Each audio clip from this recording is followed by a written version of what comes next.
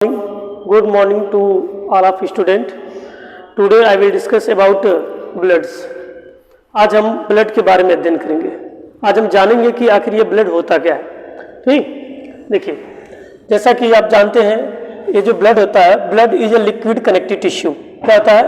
Liquid connective tissue. Liquid मतलब तरल, और कनेक्टिव मतलब संयोजी, मतलब लिक्विड कनेक्टिव टिश्यू एक तरल संयोजी ऊतक होता है जो टिश्यू होता है। आखिर ये टिश्यू किसे कहते हैं? तो tissue is the group of cells. Tissue क्या होता है? कोशिकाओं का समूह होता है, उसे क्या कहते हैं? Tissue is the group of cells. Tissue कितने प्रकार के होते हैं? 3 प्रकार के।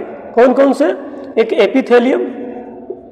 एपिथेलियम, मस्कुलर टिश्यू और कनेक्टिव टिश्यू और नर्वस सिस्टम। टोटल 4 प्रकार के होते हैं। एपिथेलियम टिश्यू, मस्कुलर टिश्यू और कनेक्टिव टिश्यू और नर्वस सिस्टम। तो जो हमारा ब्लड होता है वो कौन सा होता है? Connective tissue. याद है कौन सा होता है? Connective tissue. देखिए अब ब्लड क्या होता है? लिक्विड मतलब पूरी तरीके से तरल। ठीक, और ये बोन, इसमें 2 प्रकार के आते हैं, एक लिक्विड आता है और एक सॉलिड। तो सॉलिड के अंतर्गत आता है वो बोन, जो हमारी हड्डियां हैं वो सॉलिड के अंतर्गत आती हैं, और जो लिक्विड के अंतर्गत कौन आता है? हमारा ब्लड आता है। आगे देखते हैं कि स्टडी ऑफ ब्लड की जो स्टडी किसके अंतर्गत की जाती है? हिमेटोलॉजी। किसके अंतर्गत? हिमेटोलॉजी के अंतर्गत। फादर ऑफ हिमेटोलॉजी के जनक कौन है? तो विल्हम हेसन नामक वैज्ञानिक, जिन्होंने किसकी खोज किया था? हिमेटोलॉजी की खोज किया था। इन्होंने ब्लड क्लॉटिंग फैक्टर भी इन्होंने ही दिया था। ब्लड क्लॉटिंग फैक्टर किसने दिया था? विल्हम हेसन नामक वैज्ञानिक ने दिया था। अगर कोई पूछे कि फॉर्मेशन ऑफ ब्लड होता कहाँ है, तो जो फॉर्मेशन ऑफ ब्लड होता है कहाँ होता है? बोन मैरो में। ये बोन मैरो की संरचना है जिसमें आरबीसी का फॉर्मेशन होता है।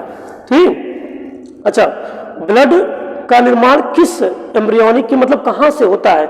यानी कि ये जो बोन मैरो है या ब्लड्स है, ये कहाँ से बनते हैं, कहाँ से इनकी उत्पत्ति हुई थी?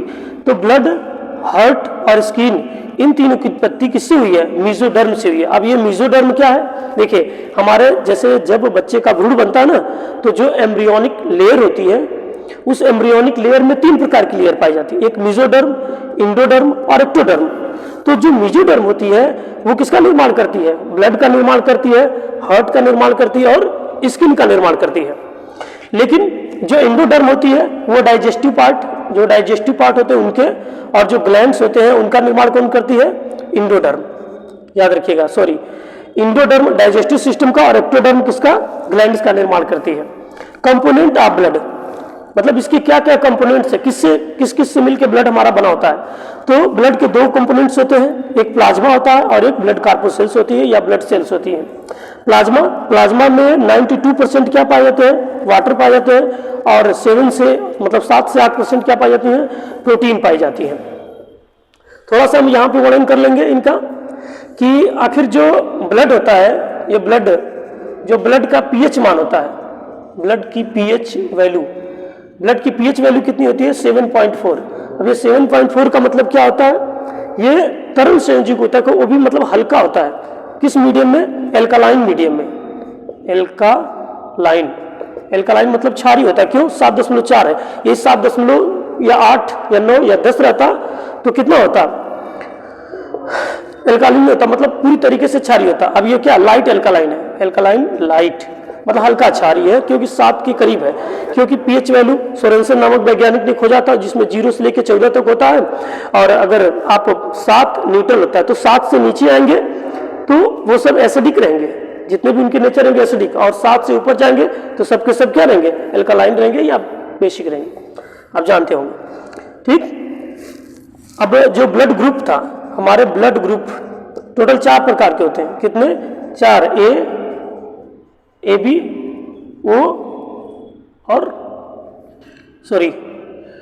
कितने प्रकार के होते हैं? ए